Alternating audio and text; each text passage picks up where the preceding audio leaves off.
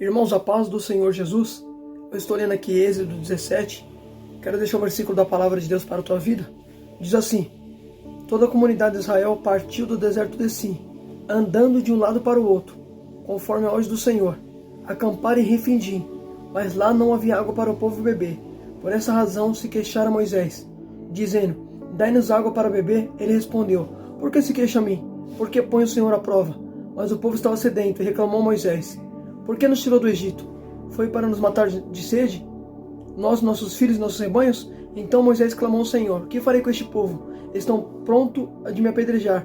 Respondeu o Senhor: passe à frente do povo, leve com você alguma autoridade de Israel. Tenha na mão a vara com qual você feriu o rio Nilo, e vá adiante. Eu estarei à sua frente na espera, no alto da rocha do monte Horebe.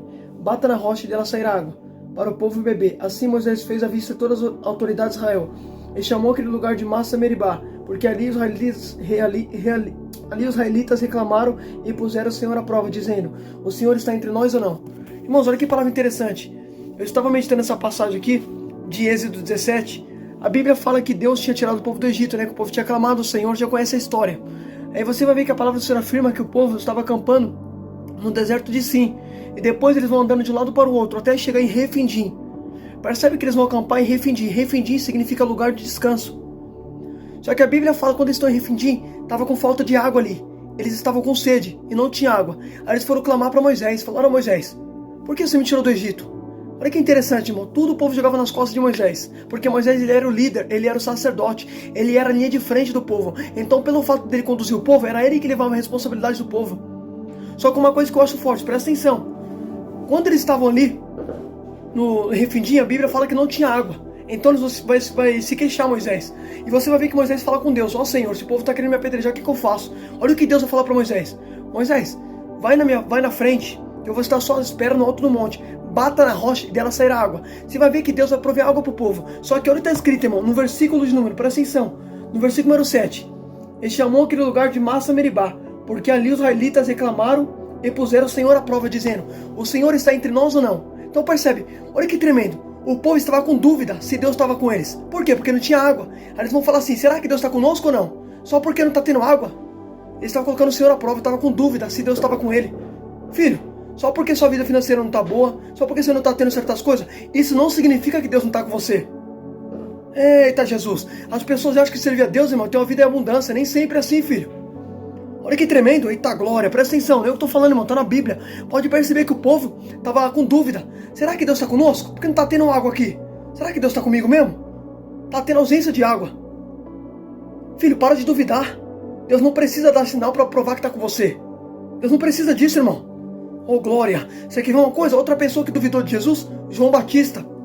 A Bíblia diz em Mateus capítulo número 11, se me fala a memória, que João Batista estava preso no cárcere. E ele vai enviar 2 discípulos até Jesus para perguntar se Jesus é aquele mesmo ou se viria algum outro. Quando os discípulos de João chegou até Jesus e perguntou assim: Jesus, João nos enviou aqui para perguntar se o Senhor é aquele mesmo ou se vai vir outro. Quando Jesus ouviu isso, Jesus falou assim: agora falta João e diga o que vocês viram e ver. Você vai ver que Jesus curou todo mundo ali. Jesus curou todos para mostrar realmente que Jesus era aquele mesmo que João estava esperando. Você vai ver que Jesus, filho, teve que dar sinal para aumentar a fé de João, que João estava desacreditado. Filho, para de duvidar, irmão. Para de duvidar. A Bíblia diz que sem fé é impossível agradar ao Senhor. Eita glória, aleluia. Presta atenção. Sabe quem também desacreditou de Deus? Moisés. Moisés também desacreditou deles. Quer ver uma coisa? Você vai ver que Deus tinha libertado o povo, Deus tinha mandado sinais na terra do Egito, Deus abriu o mar vermelho, tudo isso na vista de Moisés. Só que quando Deus falou assim: Moisés, fala para esse povo se reunir aí, que eu vou mandar carne para esse povo. Olha o que Moisés falou para Deus: Senhor, tu tá dizendo que vai dar carne para esse povo o mês todo? O Senhor não tá vendo que eu tô aqui com mais de 600 mil homens, fora mulheres e crianças? Aí Deus falou assim: Moisés, tá duvidando do meu poder? Tá limitando o Senhor?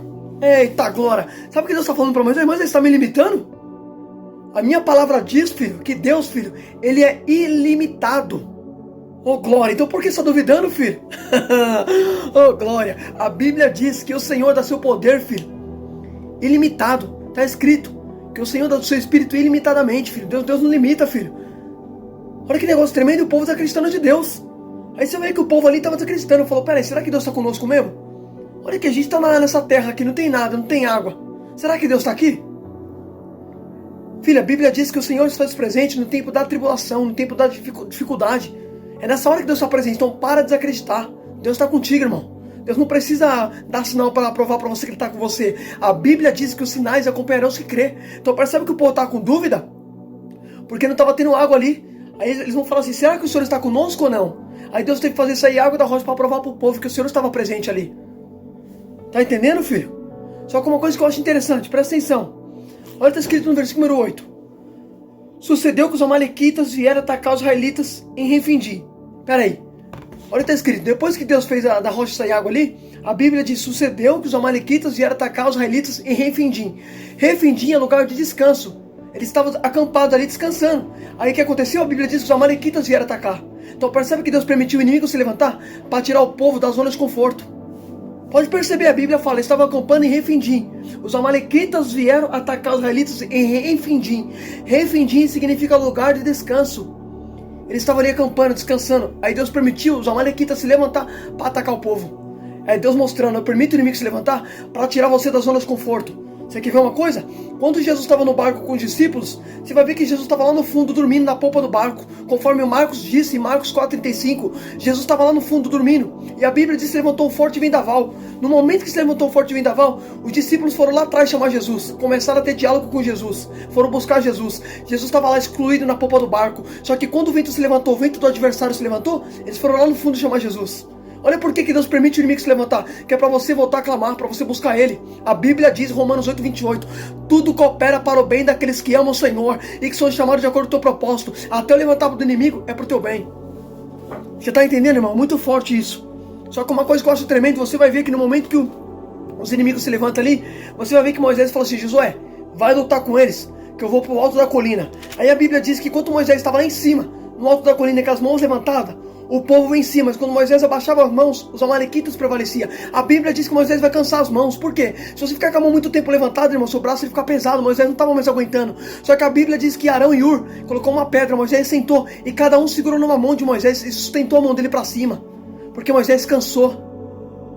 É nessas horas, filho, que nós precisamos de um auxílio. Se é ser humano, você cansa também. Deus sabe que você cansa. Só que no momento que Moisés cansa, Arão e Ur sustentam a mão dele. Moisés é o líder. Nós temos que fazer isso como igreja, se unir e ajudar uns aos outros. Paulo vai dizer, leve os fardos um dos outros. Paulo está ensinando a gente a suportar os fardos um dos outros, é ajudar, irmão. Evangelho de verdade é ajuda, é união, filho. Oh, glória, aleluia. Só que presta atenção, a Bíblia diz que quando Moisés levanta as mãos, o povo vence, mas quando Moisés abaixava, o povo perdia. Sabe o que significa a mão levantada na Bíblia? Olha o que está escrito em Salmos 141. Vou até abrir aqui para você não falar o que eu estou falando. Salmo 141, no versículo de número 2, se não me falha a memória, olha o que o salmista vai falar sobre as mãos levantadas. O salmista vai dizer assim, ó, eu vou abrir aqui só um instante, é muito forte. Olha que tremendo, Salmos 141, no versículo número 2, ele vai falar assim, seja a minha oração como incenso diante de ti, e o levantar das minhas mãos como oferta da tarde. Olha o que o salmista falou, que ó, o levantar das mãos seja uma oferta. Então percebe, mãos levantadas na Bíblia significa a adoração. Enquanto Moisés estava com a mão levantada, o inimigo perdia. Continua adorando que Deus te dá vitória. É você adorando, filho, Deus te dando luta. É Deus te dando vitória na luta. Você está entendendo? Quando você adora, Deus te dá vitória. Você quer ver uma coisa? Você vai ver, filho, que Josafá, como que Josafá venceu o povo? Através da adoração. A Bíblia diz que Josafá colocou os levitas na frente. Enquanto os levitas cantavam, dá graça ao Senhor, porque sua misericórdia dura para sempre. No momento que os levitas cantavam, a Bíblia diz que Deus derrubou o inimigo por terra. É o povo adorando e Deus dando vitória. Você está entendendo, filho? Deus não precisa de arma, filho, para te dar vitória. Deus não precisa disso, filho. Só basta adorar o Senhor, que o resto é Ele que faz. A Bíblia diz em Salmo 37,5, entrega tuas preocupações ao Senhor, confia nele, tudo Ele fará. Você está entendendo, filho? Confia, só adora. Deixa que o resto Deus faz. Oh, glória a Deus. Aleluia. E você vai ver que a Bíblia vai falar que enquanto Moisés estava com a mão levantada, o povo vencia. Olha que forte. Olha que tremendo isso. Aí você vai ver que depois que Moisés venceu ali, a Bíblia diz que Moisés colocou ali um monte e deu o nome do monte, de uma pedra ali no monte. O Senhor é minha bandeira. Por que bandeira? Porque o Senhor deu vitória para ele. Então percebe, ele estava adorando, ele levantou as mãos e Deus deu vitória para ele. Olha que tremendo isso. Filho, é Deus que te dá vitória. Salomão vai dizer, prepara-se o cavalo para a batalha, mas é o Senhor que dá vitória. Quem dá vitória é Ele, filho. Claro que você também tem que fazer por onde para alcançar a vitória. Não é só porque Deus falou que vai te dar que você também tem que fazer por onde. Não, você também tem que fazer por onde. Pode perceber que para Josué e para Moisés e seu povo, o que tiveram que fazer? Tiveram que buscar também. Você está entendendo? Porque as pessoas acham, Deus falou que vai me dar, eu tenho que ficar de braço cruzado, negativo. Filho, Deus ele age quando você também reage. Você está entendendo? Reflita nessa palavra em nome de Jesus, que o Senhor fala contigo. E não duvide do que Deus falou que vai fazer na tua vida. Você vai ver que o povo ali, eles estavam duvidados, irmão. Olha que tremendo isso. Estava com dúvida. Não está tendo algo aqui, será que Deus está? Irmão, para de duvidar. Deus está com você, independente de você ter ou não tendo. Deus sempre vai fazer presente na tua vida, filho. Guarda essa palavra na tua vida em nome de Jesus.